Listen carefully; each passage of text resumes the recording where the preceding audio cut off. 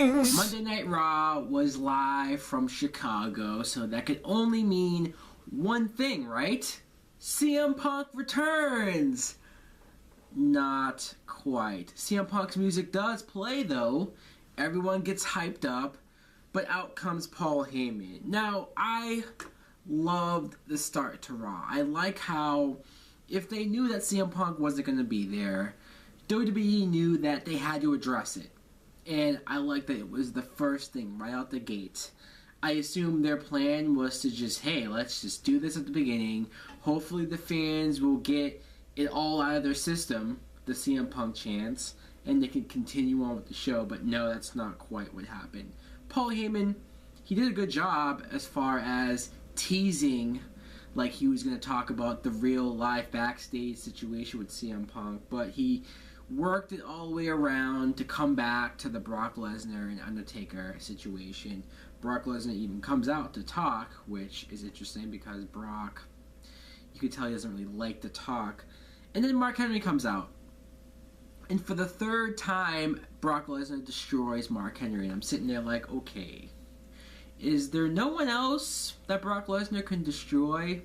I guess it just has to be Mark Henry every time because Mark Henry's one of the biggest guys there, and they're willing to bury him with Brock Lesnar. Now, something happened where Brock, when he was going at the announce table and he was throwing the TV monitors, I guess he hit a fan. Whoops. So that's why the crowd wasn't really paying attention to him F5ing Mark Henry through the table. First match of the night. The tag team champions, the New Age Outlaws, who didn't do their classic intro. Wow, that's messed up. They fought the Usos. Now, I was surprised that they just gave this away on Raw, and they didn't save it for WrestleMania, especially with the outcome, because the Usos, for the first time ever, win the tag team titles.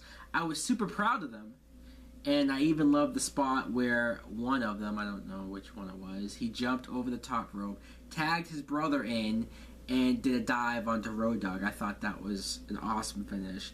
The Usos again, new tag team champions. Would it have been better to happen at Mania? Yeah, but maybe it's just you can't have everything happen at WrestleMania. Maybe they will get some payoff to this at the pay-per-view. Tonight, on Main Event, the New Age Outlaws get their rematch, live main event on the network. You know I'm definitely watching that. Big E versus Cesaro. Not much happens here because Swagger jumps in the ring and once again for the second week in a row costs Cesaro the match.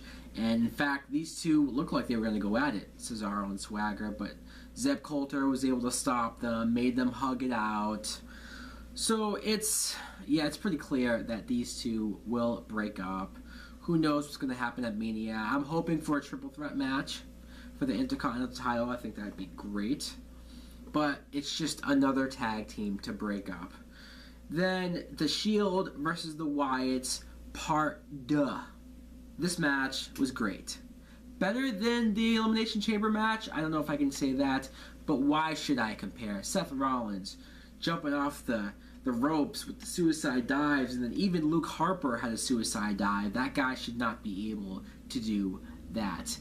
And I was not expecting this, but Seth Rollins not tagging Dean Ambrose, wow. I would have bet money that Dean Ambrose would have been the guy to screw Shield over. Emma and Santino Marella versus Fandango and Summer Rae.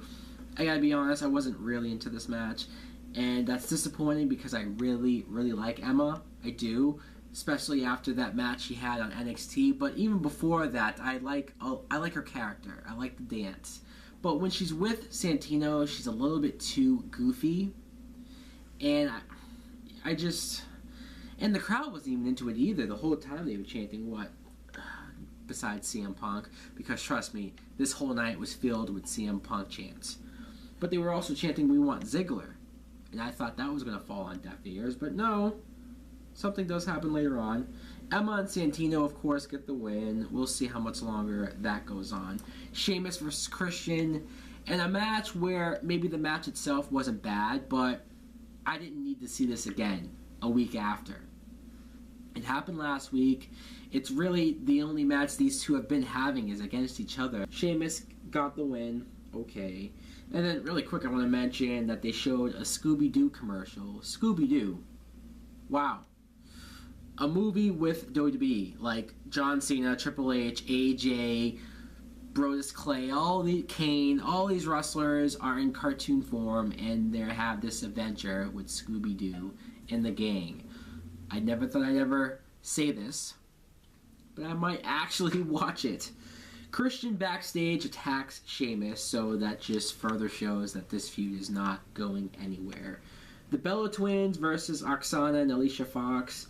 I know some people will say that this match wasn't really interesting or they didn't care for it, but it was a lot better than seeing Cameron wrestle AJ again or pushing Cameron in the title picture just because Naomi isn't there. At least these girls can work, and we haven't seen the Bellas wrestle in a little while, so I was into it. The Bellas got the win. Daniel Bryan comes out to talk. Triple H and Stephanie come out to get the most boos I've heard people get in a long time on TV. Like, they couldn't even talk without the boos overcrowding their voices, and it was almost like Triple H either was losing his train of thought, or it looked like this wasn't scripted. Bryan and Triple H going back and forth, it looked like it was sort of on the fly, or you didn't really know what they were going to say next. And I like that. Alberto Del Rio versus Dolph Ziggler, who came out with Aaron Paul, the star of Need for Speed, which I did already see before it came out. Decent movie. And I like the way that they used Aaron Paul. They should use celebrities more like this. Similar to how they used Hugh Jackman that time. He came out with the wrestler, sort of helped put the wrestler over, even though, quite frankly, Ziggler did not need the push from a movie star. The crowd loved Ziggler. And I loved the fact that Dolph beat Alberto Del Rio. Fucking A, finally. Not only did Dolph win a match, but he beat a top guy. Damn, did he need that. And I hope this is the start of Ziggler getting his due. I doubt it, because every time something looks like something might happen with Ziggler, no, they just bury him some more. I'm pretty pissed off that apparently on SmackDown, when he was face-to-face with Batista, they edited out the fans chanting for him. What the fuck? That's not whether you want to push Ziggler or not. If he's getting a genuine good reaction from the crowd, why wouldn't we want that on our TV? Maybe I'm fucking crazy. Then they announced that Paul Bearer is going to be in the Hall of Fame.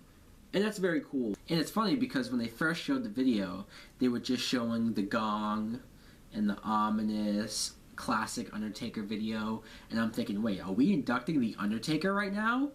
So is this his last WrestleMania? Like, what's going on? And then you see it's Paul Bearer and you go, oh, okay. Jack Swagger versus Big E. I guess Big E won another match, but this time with Swagger. Cesaro interferes, costs Swagger the match this time. Then John Cena comes out to give an update on his leg, and he said something very interesting. He said, if anyone wants to be the future of the company, if anyone wants to be the main event, pretty much, they have to go through him. And the crowd booed, of course, mostly because it's John Cena. But even that statement says a lot.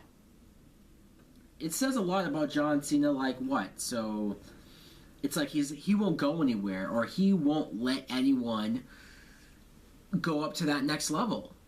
He's here to keep that spot, and it's like, who are you, Hogan? Really? It's just, it didn't feel like something Cena would say. It came off kind of heelish. That brings us to our main event, Batista versus Daniel Bryan. This match started at like 10:55. They went a lot more overtime than they have in a good while on Raw. And the match itself was good. I like Batista as a heel. I know he's getting booed, but I think he's better on the mic. He's more comfortable. And maybe this isn't WWE's plan, of course, but this match, too, like the ending of it, set it up so perfectly, a triple threat match for WrestleMania. Bryan, Orton, because Orton was out there, and Batista. I think it needs to happen. I know Bryan's trying to get his match with Triple H, and Triple H has been denying him up until he pedigrees Bryan after the match. And even Kane was out there, and they look on at Bryan, who's laid out in the ring. How many times have we seen that? I just hope that the stipulation is if Bryan beats Triple H, he gets in the main event at WrestleMania, wins the title. Wishful thinking, I know, but a boy can dream. Anyways, guys, that's my thoughts on Monday Night Raw. Let me know in the comments below what you thought of the show. Thanks for watching. Like and subscribe. Peace!